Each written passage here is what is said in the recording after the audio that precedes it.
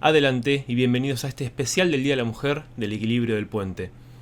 Este especial va a ser un pequeño homenaje a todas ustedes, homenaje en el que les voy a traer a dos mujeres en particular.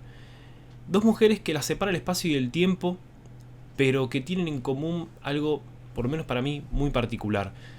Y es que tienen tenían un profundo conocimiento de la condición humana.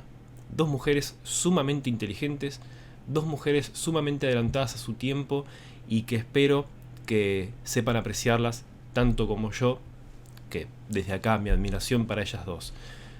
Antes que nada, feliz día a todas ustedes y no se olviden de seguir a este hermoso canal en sus redes sociales, en Instagram como El Equilibrio Del y en Twitter equilibrio-puen. Para quienes nos escuchan en Spotify, nos buscan en YouTube con el mismo nombre, El Equilibrio del Puente. Y si ven este programa y quieren escucharlo mientras manejan o mientras trabajan, cosa que tal vez no deberían, nos encuentran en Spotify con el mismo nombre, con El Equilibrio del Puente. ¿Cómo vamos a comenzar? Vamos a comenzar con la mujer, cronológicamente hablando, más reciente de estas dos que les voy a traer. Y que es ni más ni menos que la dama del crimen, que Agatha Christie. Agatha Christie nace en Inglaterra en 1890 bajo el nombre de Agatha Mary Clarissa Miller. Y me parece un pecado, aunque bueno, vamos a tener que hacerlo igual, resumir su vida, porque es una vida absolutamente apasionante. Participa de las dos guerras mundiales. En la primera como enfermera y en la segunda dentro de la farmacéutica. Adquiere conocimientos por todos lados, viaja por todos lados, tiene dos matrimonios, del cual el primero adopta el apellido Christie. Y en el segundo, que era un famoso arqueólogo, viaja por todos lados. Es una mujer que tenía profundos conocimientos, como dije antes, de la condición humana. Conocimientos también un poco metafísicos, si se quiere. Ella decía que la madre tenía capacidades extrasensitivas. Y vemos a una escritora, aunque me da cosa resumirla como escritora, definirla como escritora, porque es impresionante, es una escritora absoluta. Ustedes van a encontrar en la obra de Agatha Christie, que es enorme, todos los elementos de la naturaleza humana. Por supuesto que disfrazados, como dije, disfrazados, es un decir, ¿no? Camuflados, principalmente con las novelas de crimen y misterio. Novelas que nos traen, por un lado, al famosísimo Hercule Poirot, el detective este tan particular, con esa cabeza ahuevada, con ese bigote medio rechoncho, bajito. Es decir, un detective que no tiene, físicamente hablando, nada del típico detective, pero que es una mente andante. La famosa materia gris a la que él hacía tanta alusión en sus obras. Y antes de continuar con la siguiente persona que vamos a hablar dentro del mundo Agatha Christie, del siguiente personaje, aclarar lo siguiente. En Agatha Christie tenemos la novela de misterio. Algún día voy a solucionar la luz. Ya lo voy a arreglar. 10 negritos. La novela de misterio más vendida de la historia. El asesinato de Roger Ackroyd, que lo tengo en 2 ediciones. Esta me encanta. Amo los libros viejos. Que es, dicha por los críticos, la mejor novela de misterio de la historia. Toda su obra en conjunto vendió más de 2.000 millones de copias y es la tercera obra, en totalidad, más vendida de toda la historia. Además de ser la autora individual más traducida en más de 100 idiomas. Verán que estamos hablando de una bestia literaria. Yo los invito, si no han leído nada de ella, e insisto antes de citar a la mujer de Agatha Christie, al personaje femenino de Agatha Christie, yo los invito a que lean cualquiera. Hay adaptaciones cinematográficas. Hace poco apareció otro remake más, no remake, otra edición más del asesinato en el Orient Express. Tienen la serie, la mítica serie de Sachet, que le personifica a Poirot, que es magnífica. Si no la vieron, por favor, se llama Agatha Christie Poirot. Poirot se escribe. Así que no tienen excusa para no verlo, porque además es sumamente entretenido, sumamente divertido. Pero encima, dentro de todo eso, si uno sabe leer un poco entre líneas, si bien mucho es obvio, mucho otro está entre líneas, insisto en que nos vamos a ver reflejados, como personas y como sociedad. Pero la mujer de Agatha Christie, el personaje de Agatha Christie, es Miss Marple. ¿Quién es Miss Marple? Miss Marple es una mujer, una anciana, una solterona que vivió toda su vida en un pueblito, en una campiña inglesa, que nunca salió de ahí, y sin embargo, habiendo visto todo lo que vio a lo largo de su vida en ese pueblito, porque pueblo chico, infierno grande, conoce muy muy bien a las personas. Entonces, como su gran máxima de que toda la gente es igual en donde sea, ¿no? En cualquier parte del mundo, cosa que a veces se olvida, no sé por qué, vamos a dejarlo ahí. Entonces termina ayudando en muchísimos casos a resolver crímenes, incluso con Scotland Yard. Los invito a que lean. Si no han leído nada de Agatha Christie, que igual pueden leer lo que quieran, Miss Marple y 13 problemas, que es en una tertulia a la noche, donde se juntan un grupo de personas ahí del pueblo, y ella termina como de alguna manera, cada una cuenta un problema, una historia, como una problemática, y ella termina resolviendo a medida que teje, y que pasa la noche, y con copita va, copita viene, termina resolviendo cada uno de esos problemas.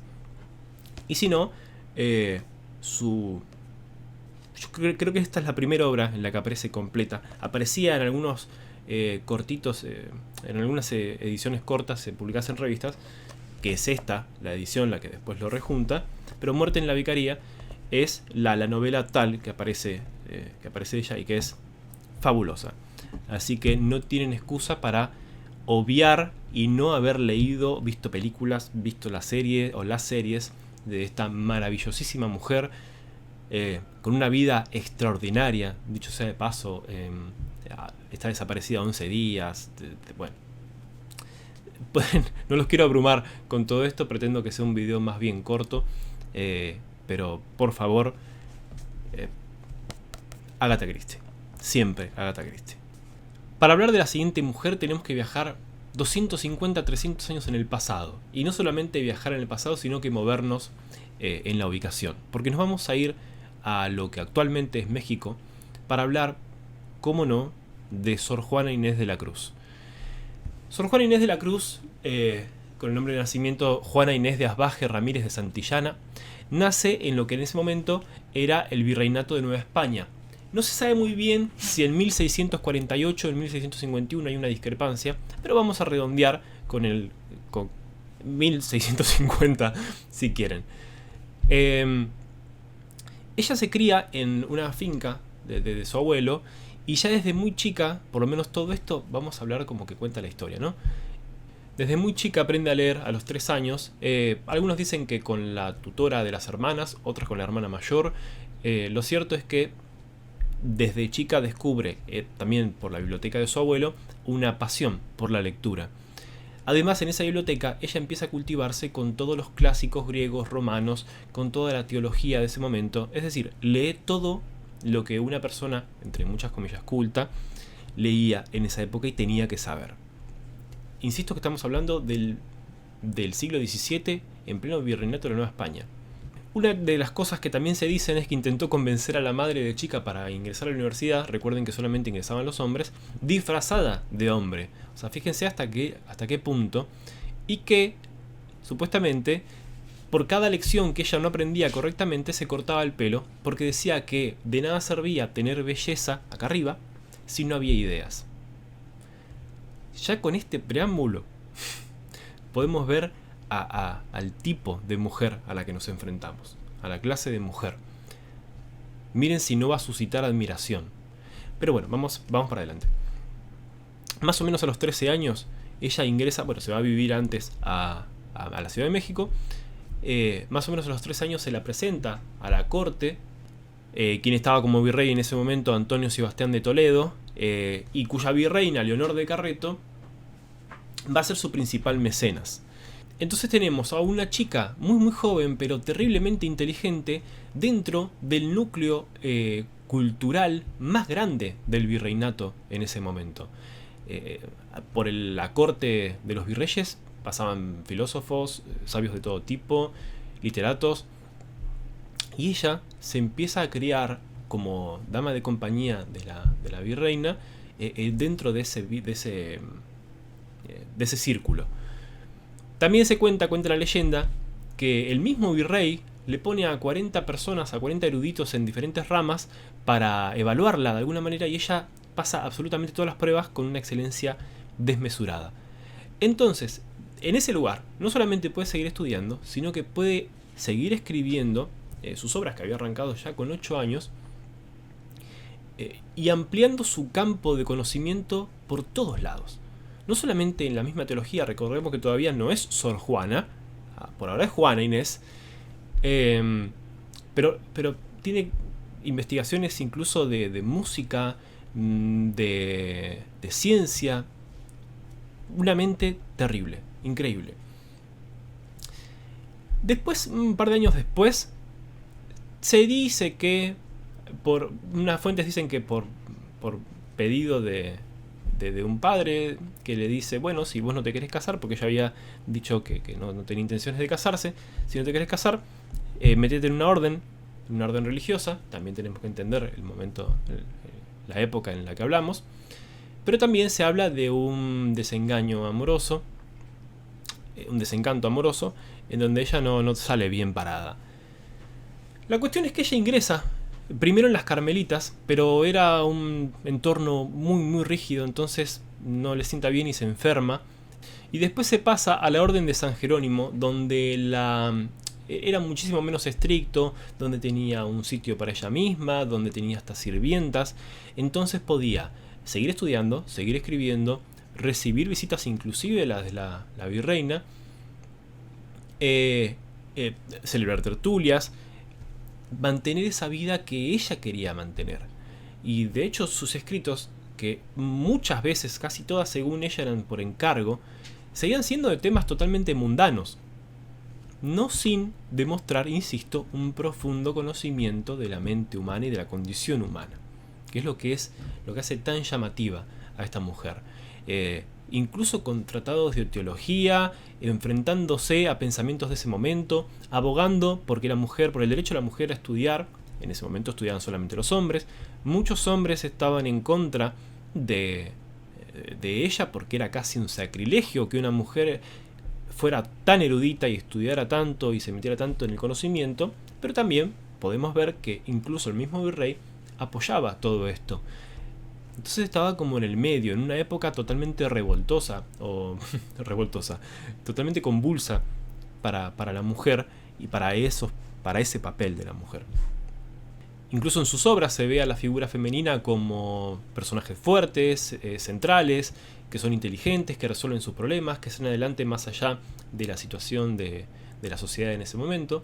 Y eso es otra cosa, de que todas estas problemáticas siempre hay que verlas con la mirada del momento. No podemos verlas o querer meter cosas del presente en el pasado, como lamentablemente se hace muchas veces. Ella escribe muchísimo, su obra es muy amplia, desde obras teatrales hasta poesía, villancicos. Por citar algunas, tenemos 2 obras teatrales, Amores más laberinto y Los empeños de una casa. Tenemos su poesía más larga, que es casi un tratado de metafísica. Es muy interesante de leer, que es Primero Sueño. Y para cerrar a esta queridísima Sor Juana, al contrario, para invitarlos a ustedes a que accedan, si bien es verdad que comparada con Agatha Christie, que es mucho más cercana en el tiempo, tiene otra prosa, otro verso, otra forma de escribir, entonces entiendo que para algunos tal vez pueda ser un poquito más complejo de acercarse a ella. De todas maneras, insisto y les recomiendo que lo intenten, porque no tiene pérdida. Y permítanme leerles lo que posiblemente sea el poema más famoso de Sor Juana, que es Hombres necios que acusáis.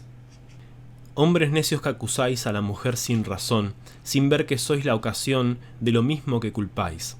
Si con ansia sin igual solicitáis su desdén, ¿por qué queréis que obren bien si las incitáis al mal? Combatís su resistencia y luego, con gravedad, decís que fue liviandad lo que hizo la diligencia. Parecer quiere el denuedo de vuestro parecer loco, al niño que pone el coco y luego le tiene el miedo. Queréis, con presunción necia, hallar a la que buscáis, para pretendida, Tais, y en la posición, Lucrecia. ¿Qué humor puede ser más raro que el que, falto de consejo, él mismo empaña el espejo y siente que no esté claro? Con el favor y el desdén tenéis condición igual, quejándoos si os tratan mal, burlándoos si os quieren bien. Opinión ninguna gana, pues la que más se recata, si no os admite, es ingrata, y si os admite, es liviana. Siempre tan necios andáis que, con desigual nivel, a una culpáis por cruel y a otra por fácil culpáis. Pues cómo ha de estar templada la que vuestro amor pretende, si la que es ingrata ofende y la que es fácil enfada. Mas, entre el enfado y pena que vuestro gusto refiere, bien haya la que no os quiere y quejaos enhorabuena. Dan vuestras amantes penas a sus libertades alas, y después de hacerlas malas, las queréis hallar muy buenas. ¿Cuál mayor culpa ha tenido en una pasión errada, la que cae de rogada o el que ruega decaído? ¿O cuál es más de culpar aunque cualquiera mal haga, la que peca por la paga o el que paga por pecar? Pues, ¿para qué os espantáis de la culpa que tenéis? Queredlas cual las hacéis, o hacedlas cual las buscáis. Dejad de solicitar y después con más razón acusaréis la afición de la que os fuere a rogar. Bien con muchas armas fundo que lidia vuestra arrogancia, pues en promesa e instancia juntáis diablo, carne y mundo. Para quien haya llegado hasta acá y escuchado lo que acabo de relatar, díganme si esto no es terriblemente actual. Pero lo que hay que entender no es que las cosas cambien o no cambien. Es que lamentablemente mucho de esto está dentro de nuestra condición. En este caso, visto por supuesto desde una mujer del siglo XVII. Hoy por hoy, visto de una mujer del siglo XXI. Ojalá les haya gustado este pequeño homenaje en donde les quise traer a dos mujeres que para mí son dignas de admiración. Dos mujeres increíbles que lucharon desde su lugar y por lo propio, y que tuvieron dos vidas que si bien son diferentes, son increíblemente llamativas. Son dos vidas en muchos sentidos dignas de vivir, cada cual a su tiempo, a su modo y a su estilo. Muy pero muy feliz día a todas ustedes. Un abrazo grande por supuesto a las mujeres de mi vida, a mi familia, a mis amigas, a mis pacientes, a todas ustedes, siempre con igualdad de derechos, eso sin duda, y sean felices, que siempre voy a decir lo mismo. Sé que el mundo está como está, pero vale la pena pelear por la felicidad. Un abrazo muy grande y los espero en otro programa del Equilibrio del Puente. Muchas gracias.